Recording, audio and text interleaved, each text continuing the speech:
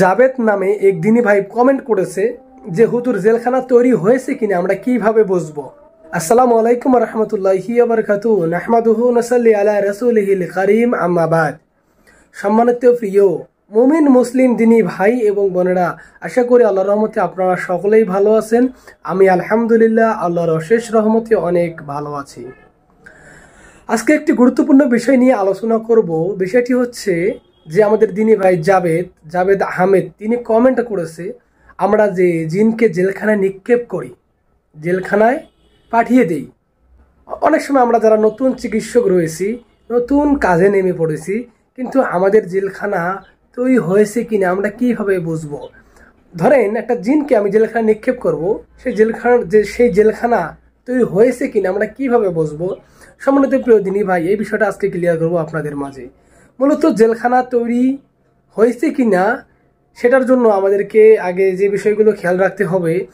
মূলত আমরা যারা এই জগতে, এই লাইনে, অদেখা জগতে, অদৃশ্য জগতে, জিন শব্দের অর্থ কি? জিন শব্দের অর্থ হচ্ছে অদৃশ্য, অদেখা, যা অনুভব করাও যায় না। অনুভব করা যায় না, কিন্তু আমরা উপলব্ধি করি যে মানুষের শরীরে মানব শরীরে জিন প্রবেশ করে, তাহলে যে সিনড্রোমগুলো দেখা দেয়, যেমন তার সেন্স স্বাভাবিক, যে একটা নর্মাল একটা সেন্স, নর্মাল যে জ্ঞান, নর্মাল যে জীবনযাপন থেকে বঞ্চিত হয়ে যায়। অনেক সময় হঠাৎ করে সেন্সলেস হয়ে যায়, মানে অজ্ঞান হয়ে যায়। হঠাৎ করে ঘরের আসবাবপত্র ভাঙতে শুরু করে, হঠাৎ করে রুক্ষ আচরণ করে, যে আচরণ সেই পরিবারের লোকজন কখনোই অ্যাকসেপ্ট বা উপলব্ধি বা তার থেকে আশা করে নাই, সেরকম আচরণ করে থাকে। তো সম্মানিত প্রিয় দিনী ভাই, তো জিন আসলে অদৃশ্য, জিনকে দেখা যায় না, জিনকে ছোঁয়া যায় না, বরং জিনকে আমরা উপলব্ধি করে চিকিৎসা করে থাকি। কারণ আল্লাহ পাক কুরআনুল কারিমে বলে দিয়েছেন, আমি জিন এবং মানুষকে একমাত্র আমার ইবাদত করার জন্য সৃষ্টি করেছি, অতএব জিনের ব্যাপারে সারাসারি বাড়াবাড়ি আমরা করব না।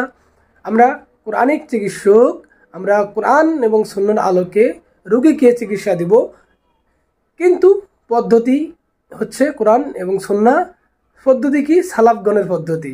আমরা মন মতো নিজে গড়ে নিলে হবে না। আমরা মন মতো, আমাদের খেয়াল খুশি মতো চিকিৎসা করলে হবে না। আমরা কোরআন এবং সুন্নাহর সামনে রেখে, কোরআন হাদিস সামনে রেখে রোগীর চিকিৎসা করব। এটাই হচ্ছে সালাফগণের শিক্ষা, এটাই হচ্ছে সালাফ গণের পদ্ধতি। যে কোনো কিছু যদি আমরা করতে যাই, সেটা আমরা পূর্বে নবী, সাহাবিগণ, তারপরে তাবেগণ, এইরকম যুগের পর যুগ যারা সঠিকটা মেনে এসেছে, সঠিক ব্যাখ্যা দিয়েছে, সেটাই আমরা মেনে চলবো, সেটাই আমাদের জন্য অনুকরণ হবে। নিজে খেয়াল খুশি মতো আমরা পথ চলবো না। অবশ্যই কোরআন এবং সুন্নাহ হচ্ছে আমাদের মেইন গাইডলাইন। যাই হোক, আমাদের ফিকহ সম্পর্কে আইডিয়া বা জ্ঞান ধারণা করতে হবে। আচ্ছা, ফিকহ সম্পর্কে আলোচনা করার জ্ঞান যদিও আমার নেই, আমি একজন অতি ক্ষুদ্র নগণ্য জিরো মানুষ। জিরোর কোনো মূল্য আছে? নেই, ভ্যালু নেই, মূল্য নেই। ঠিক আমারও তেমন মূল্য নেই। আমি জাস্ট টুকটাফাটা কয়েকটা কথা আপনাদের মধ্যে শেয়ার করতে এসেছি। তো মেইন আলোচনায় চলে যাই। মেইন আলোচনা হচ্ছে কিভাবে আমরা বুঝবো জেলখানা তৈরি হয়েছে কিনা। সম্মানিত প্রিয় দিনী ভাই এবং বোনেরা, জেলখানা তৈরি হয়েছে কিনা সেজন্য যে নাম্বার 1, প্রথম স্টেপ যেটা আপনাদেরকে করতে হবে, সেটা হচ্ছে আল্লাহর সঙ্গে সম্পর্ক। শিরক বেদাত বর্জন করে, আবারও বলি, শিরক বেদাত বর্জন করে আল্লাহর সঙ্গে সুসম্পর্ক গড়তে হবে। এখন যদি আপনি মনে করেন যে আমি এদিকে আল্লাহকেও ডাকলাম, এদিকে আবার ইবলিসের কাছেও চাইলাম, এদিকে আবার মাজারের কাছেও গেলাম, ওদিকে আবার অমুক হুজুরের কাছেও চাইলাম, কাজ হবে না। দেখেন, শিরক এমন একটা পাপ, পৃথিবীর মধ্যে সবচেয়ে বড় পাপ, প্রধান পাপ, মেইন 1 নম্বর পাপ, যেটা করে মারা গেলে জাহান্নাম চিরস্থায়ী। তওবা করে মারা গেলে আল্লাহ পাক তওবা যদি কবুল করে, আল্লাহ পাক তাকে ক্ষমা করে দিবে। অতএব এই শিরক আপনি করেন আর আপনি ওদিকে আল্লাহর কাছেও চাচ্ছেন, তাহলে জিন্দেগি আপনার ধারা কোনো কিছুই হবে না, বরং শয়তানের কুমন্ত্রণা, শয়তানের ধোকায়, শয়তানের অসওয়াসায় আপনি পড়ে যাবেন। অধিকাংশ ব্যক্তি আছে হাই লেভেল শিক্ষিত, ইসলামিক মাইন্ডের বা ইসলাম ছাড়াও, এরা দেখেন শিরক জানে না। ওরা কি করে, মাজারের কাছেও মাথা মাথা মাথা নোয়ায়, বড় অলিয়া উলিয়া হুজুরের কাছেও মাথা নোয়ায়। হ্যাঁ, নোয়ায় কি না বলেন, নোয়ায়। তো এদের দ্বারা জাতি কি উপকৃত হবে? আর এদেরকে আল্লাহ কেন সাহায্য করবে? না, করবে না। কারণ আল্লাহ পাক তাদেরকেই ভালোবাসে, তাদেরকেই সাহায্য করে যাদের মধ্যে ঈমান আছে। ঈমান হচ্ছে ওই ব্যক্তির, তিন ব্যক্তি বুঝেন, তিন ব্যক্তি এক বিশাল পাহাড়ের গর্তে গিয়ে আটকা পড়ে গেছে। একজন ব্যক্তি দোয়া করলো, আল্লাহ আমি আমার বোনের সঙ্গে বা আমার চাচাতো বোন বা একটা মেয়ের সঙ্গে জিনা করার জন্য গিয়েছি, কিন্তু সে আমাকে শর্ত দিয়েছে, তুমি এত দিরহাম, এত টাকা নিয়ে আসবে, তুই পারবে আমাকে জিনা করতে আমার সঙ্গে। তো অনেক কষ্ট করে সে টাকা জোগাড় করছে। সে ওই টাকা নিয়ে তারা ওই মেয়ের কাছে গেছে। ওই মেয়ের কাছে যখনই সে তাকে ভক্ষণ করতে যাবে বা তাকে স্পর্শ করতে যাবে, তখনই সে আল্লাহকে ভয় করেছে, আল্লাহ আমি আল্লাহকে ভয় করি, আমি তোমার সঙ্গে এই জিনা সম্পর্কে লিপ্ত হতে পারবো না। সে উঠে গেছে, সেখান থেকে উঠে গেছে। সেই দোয়া করছে আল্লাহর কাছে যে আমি এই এই এই কাজের, ভালো কাজের ওসিলায় তুমি আমাকে আমাদের পাথর সরিয়ে দাও। আল্লাহ পাক সরিয়ে দিয়েছে। আরেক ব্যক্তি বলছে, আল্লাহ ইয়া রব্বুল আলামিন, আমার পিতা মাতা বৃদ্ধ, আমি প্রতিদিন ছাগল চড়াইতাম অনেক দূর দূরান্ত গিয়ে, সেই দুধ আমি যতক্ষণ পর্যন্ত না আমার পিতামাতাকে পান করিয়েছি ততক্ষণ পর্যন্ত আমার স্ত্রীর সন্তানকে পান করাইতাম না। একদিন আমি অনেক দূরে চলে গেছি, এসে দেখি আমার পিতামাতা ঘুমিয়ে পড়েছে।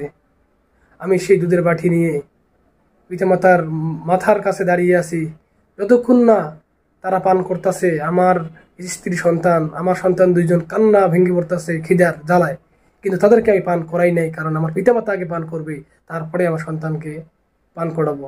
আল্লাহ এই কাজগুলো যদি তোমার সন্তুষ্টি অর্জনের জন্য করে থাকি, তাহলে পাথর সরিয়ে দাও। আল্লাহ সরিয়ে দিছে পাথর। আরেক ব্যক্তি দোয়া করলো যে, আল্লাহ অনেকদিন আগে এক লোক আমার বাসায় কাজ করেছে, কিন্তু টাকা না নিয়ে এসে চলে গেছে। তো আমি কি করছি, সেই টাকা দিয়ে একটা ছাগল কিনছি, আস্তে আস্তে অনেক বড় একটা পাল হয়েছে। তারপরে হঠাৎ করে একদিন বলতেছে যে আমার টাকা দেন বা আমার কাজের টাকা দেন। আমি তখন বললাম যে এই যে তোমার এগুলো নিয়ে যাও। তখন সেই ব্যক্তি বললো, তো আপনি কি পাগল, আমার সঙ্গে কি মস্করা করেন বা এরকম একটা বাক্য বলেছে। কেন? আমি তোমার কাছে পাবো এত টাকা, তুমি এত এত বড় ইয়ার পাল দিয়ে দিচ্ছ মানে? তখন এই ব্যক্তিরা বললো যে দেখো, তোমার টাকা দিয়ে এত কিছু হয়েছে, যাও নিয়ে যাও তোমার। আল্লাহ এটা যদি তোমার সন্তুষ্টি অর্জনের জন্য হয়, তাহলে এই পাথরটাকে সরিয়ে দাও। কি আল্লাহ পাক পাথর সরিয়ে দিয়েছে। এটা কিন্তু একদম বাস্তব সহি ঘটনা। এই ঘটনা থেকে আমরা কি শিক্ষা পেলাম? তারা কোনো মাহবুদকে ডাকে নাই, তারা কোনো গায়রুল্লাহকে ডাকে নাই, তারা একমাত্র মহান রব, আমার রব আল্লাহু আকবার, তারা আল্লাহকে ডেকেছে। লা ইলাহা ইল্লাল্লাহ, আল্লাহ ছাড়া সত্য কোনো মাহবুদ নেই, তাকে ডেকেছে। অতএব আল্লাহ পাক তাদেরকে সাহায্য করেছে। দেখেন বাস্তব সাহায্য কাকে বলে। তো আপনি কেন মানুষ হয়ে, যে রব এত সুন্দর একটা চেহারা দিয়েছে, যে রব অক্সিজেন দিয়েছে, যে রব দেখার স্মৃতিশক্তি দিয়েছে, শোনার মতো কান দিয়েছে, এত কিছু মহান রব পুরো বডি আমাদেরকে দিয়েছে এই দুনিয়া বিচরণ করার জন্য, তো মানুষ কত মূর্খ, কত পাগল, কত মস্তিষ্ক বিকৃত হলে একটা মাজারের কাছে যেতে পারে, একটা দরগার কাছে গিয়ে মাথা নত করতে পারে। হ্যাঁ, ইয়ের দরগা, ইয়ের মাজার, শিরক বুঝো না বেটা তুমি, কি এর চিকিৎসক? বেদাত বুঝো না? কি এর আলেম তুমি, বেদাত বুঝো না? তো যাই হোক, আমি মূর্খ মানুষ, আমি জিরো। এই কথাগুলো বলার মেইন কারণ আল্লাহর সঙ্গে সুসম্পর্ক। আপনারা পৃথিবীর কোনো গায়রুল্লাহর কাছে মাথা নত করবেন না, কোনো পীরের কাছে না, কোনো মাজারের কাছে না, কোনো খাঙ্গার কাছে না, কোনো গাছের নিচে না, কোনো মূর্তির নিচে না, একমাত্র আল্লাহর কাছে মাথা নত করেন। আপনার মনের দুঃখ বেদনা আপনি কি চাচ্ছেন সেটা আল্লাহর নিকটে পেশ করেন। আর একটা হাদিস বলি, রাতে 3 ভাগে 2 ভাগ যখন রাত চলে যায়, শেষ ভাগে আল্লাহ পাক প্রথম আসমানে নেমে এসে চিল্লায়, বলে আমার কাছে কি চাইবে, কি চাইবে আমি তাই দিব। মুরব্বী আপনি তো কই কোনোদিন তো উঠলেন না ফজরে, নামাজে তো আপনাকে দেখা যায় না, পাওয়া যায় না। আর আপনি কিভাবে কি করবেন? কেন আপনাকে আল্লাহ সাহায্য করবে? আপনি আল্লাহর পথে নাই। অতএব আগে আল্লাহর সঙ্গে সম্পর্ক দৃঢ় করেন, আল্লাহর সঙ্গে সুসম্পর্ক করেন, তারপরেই আল্লাহ আপনাকে সাহায্য করবে। জেলখানা আপনি উপলব্ধি করবেন, জেলখানা আপনি উপলব্ধি করবেন যে হ্যাঁ ইনশাআল্লাহ আমার জেলখানা আছে। যখন অন্তর আপনাকে বলবে যে ইনশাআল্লাহ আল্লাহ পাক আমাকে জেলখানা দিয়েছে, সেদিনই মনে করবেন যে আমার জেলখানা আছে। এটা দেখার কিছু না।